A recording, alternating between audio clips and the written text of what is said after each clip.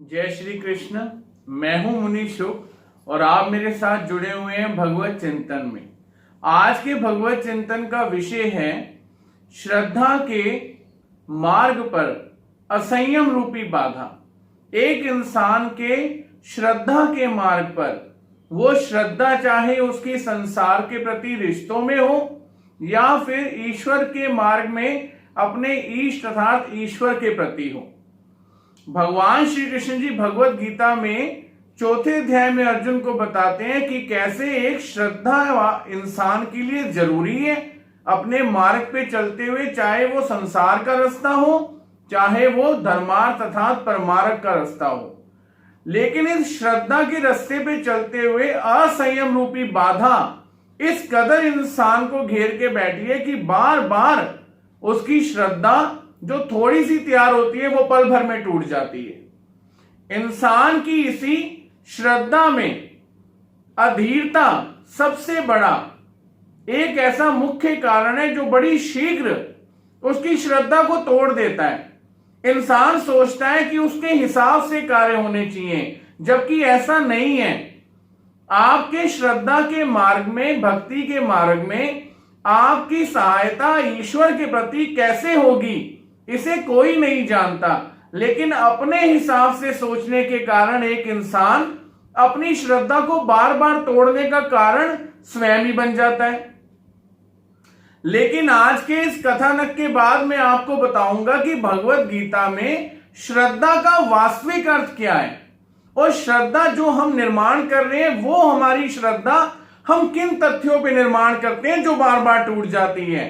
क्या श्रद्धा का होना हमारी अपनी सोच के मुताबिक जरूरी है या शास्त्रों के मुताबिक जरूरी है?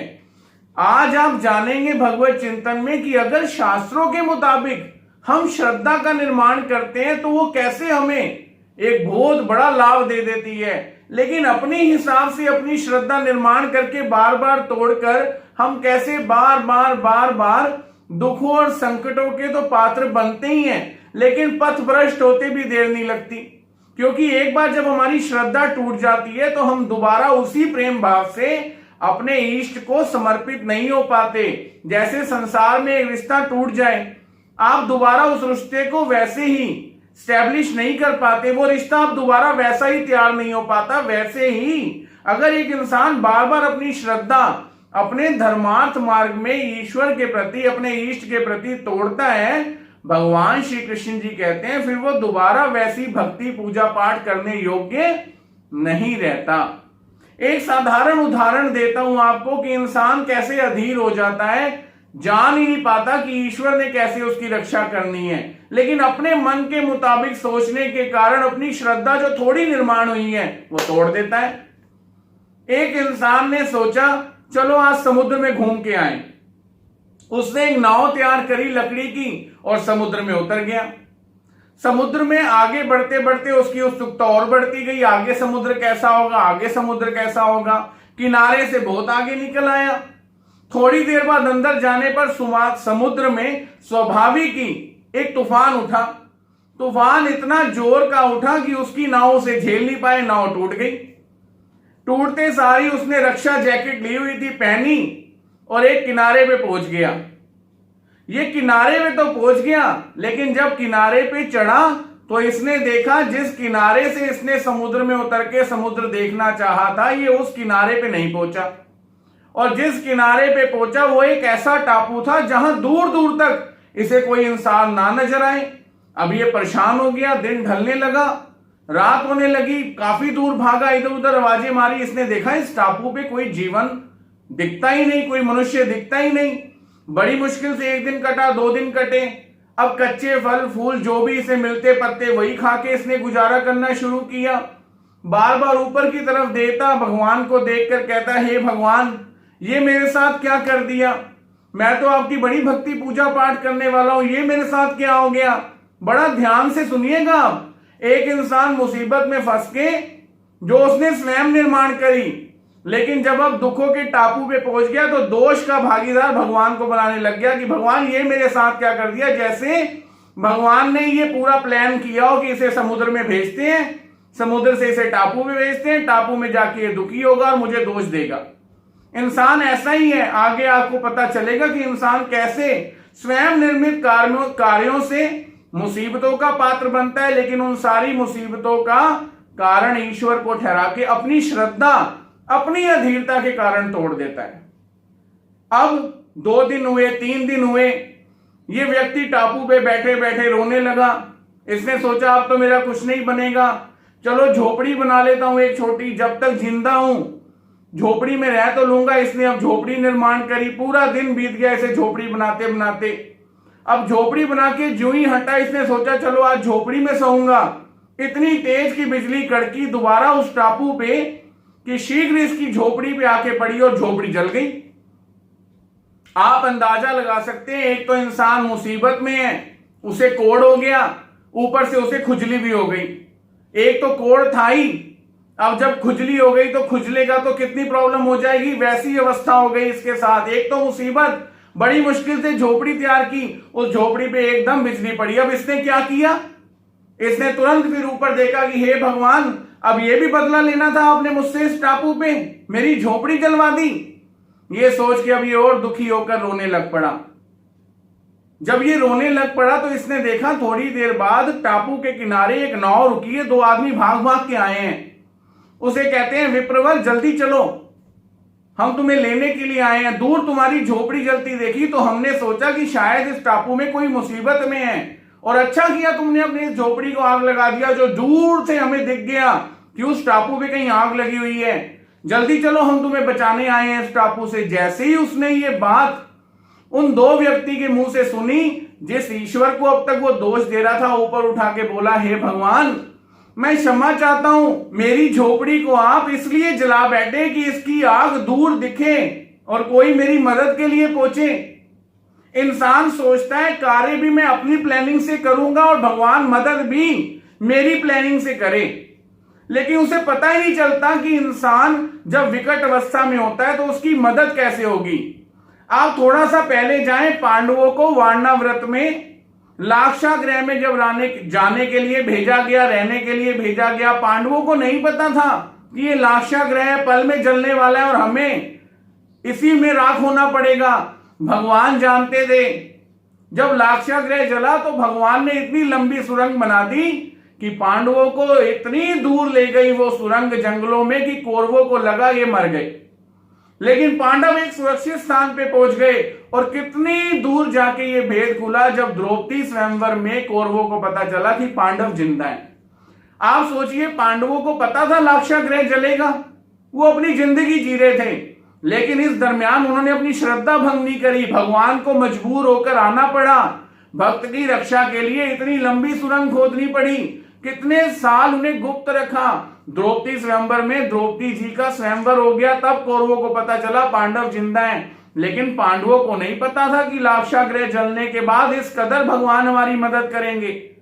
आज आप ये पहले जाने कि अगर आप श्रद्धा रखते हैं तो आप अपने हिसाब से कार्य तो कर सकते हैं, लेकिन आपके हिसाब से ही ईश्वर आपकी मदद करेगा, ये सोचना छोड़ दें। क्योंकि अगर आप ऐसा सोचते हैं तो कुछ नहीं होगा, सिर्फ आपकी थोड़ी सी श्रद्धा भंग हो जाएगी। और एक बार आपकी श्रद्धा अगर आपके इष्ट से, भगवान श्री कृष्ण जी से टूटी तो दोबारा आप उसी प्रेम से भक्ति के पात्र नहीं रह पाएंगे। अब आज मैं आपको दिखाता हूं कि इस अधीर व्यक्ति ने कैसे बार बार अपनी श्रद्धा तोड़ी, बार बार अपनी चीजों का दोष भगवान को दिया। लेकिन इसने एक आप बात ध्यान दीजिएगा, नाव में चढ़ने से पहले क्या आपने इष्ट से पूछा कि मैं नाव में चढ़ने जा रहा हूं, समुद्र देखने जा रहा हूं? इसने उन्हें इंफॉर्मेशन दी। इसने बिना कुछ सोचे समझे अपने मन के अनुरूप नाव तैयार की, नाव में बैठा और मुसीबत में फंस गया। और मुसीबत में फंसने के बाद श्रद्धा को स्थिर रखने की बजाय अपनी श्रद्धा तोड़ के ईश्वर को दोष देने लग गया। आप आज के इंसान को देखिए, अपने मन मुताबिक कर्म करता है, अगर सफलता को प्राप्त हो जाए तो अपनी पीठ थपथपाता है, और थोड़ा सा दुखों और संकटों में आ जाए तो 2 मिनट में सारा भांडा अपने ईश्वर के द्वार जाके तोड़ देता है कि भगवान तूने ये मेरा क्या किया। क्या श्रद्धा है इंसान की, क्या उसकी भावना है। विजय श्री को प्राप्त होता है तो अपने आप को सम्मान देता है, और अगर दुखों को प्राप्त होता है तो श्रद्धा तोड़ ईश्वर को अपमान देता है।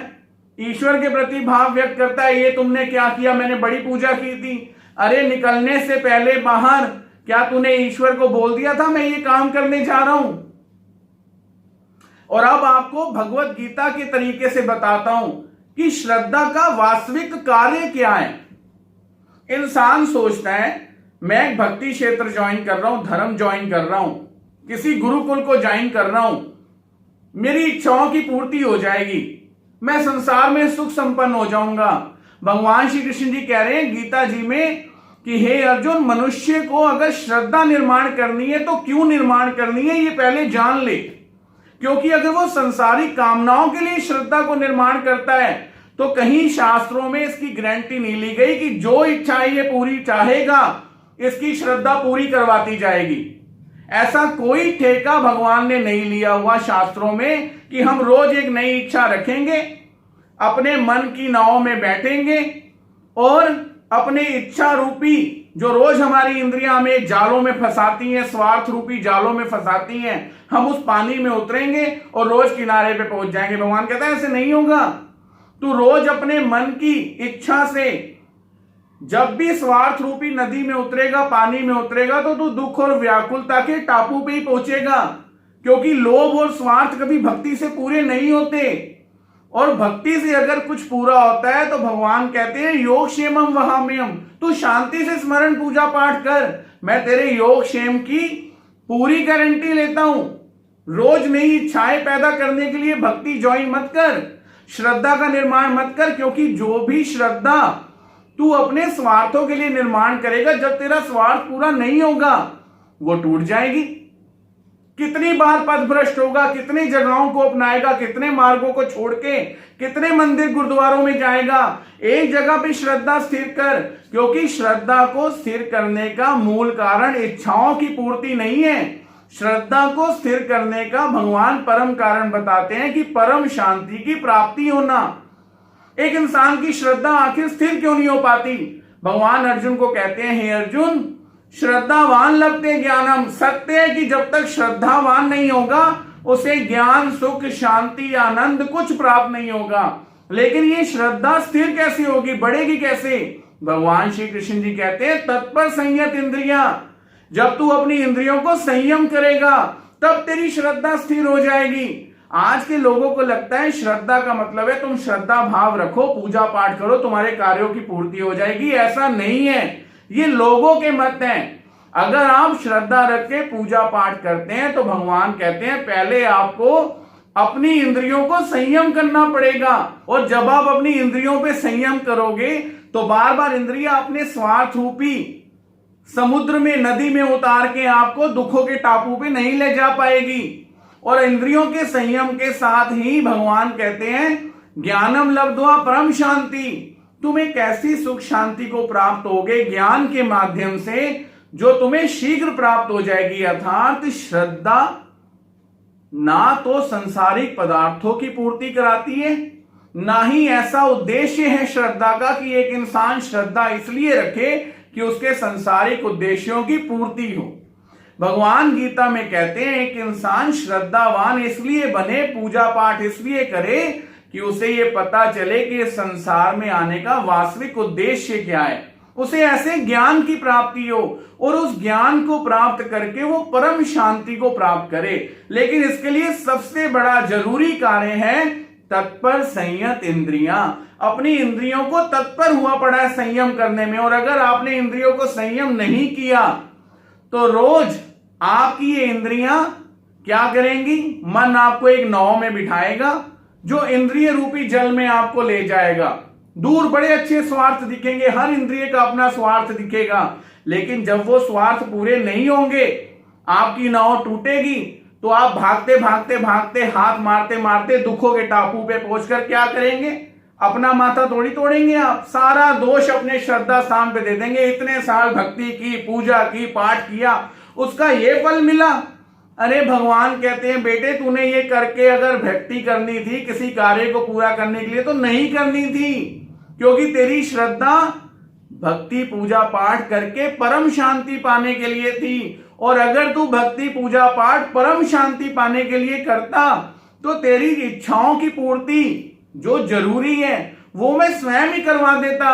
उसके लिए तेरा चिंतन लगता, श्रद्धा नहीं। श्रद्धा तो तुझे परम आनंद देने के लिए बनाई थी, और तेरा चिंतन तेरे योगक्षेम की अनन्यास चिंतयन्तो माम, भगवान कहते हैं अगर मेरे चिंतन में लगा रहता तो मैं तेरा योगक्षेम पूरा करा देता। अब तू रोज ही बहुत सी इच्छाएं बनाए और नदी में उतर जाए और सोचे मैं पार लग जाऊं, और नहीं लगा तो उसका भांडा मेरे सर फोड़ दे, तो तू कभी भी श्रद्धावान नहीं बन सकता। आपके श्रद्धा के मार्ग में सबसे पहले तो आपकी श्रद्धा अगर इच्छा पूर्तियों के लिए है तो आप ये सोच लें कभी वो श्रद्धा स्थिर रह ही नहीं सकती।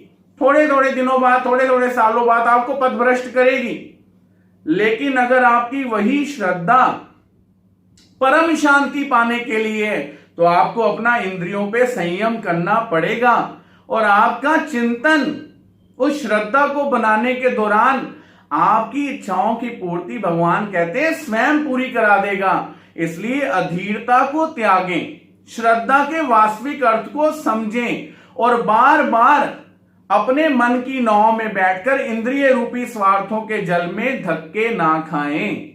जय श्री कृष्ण।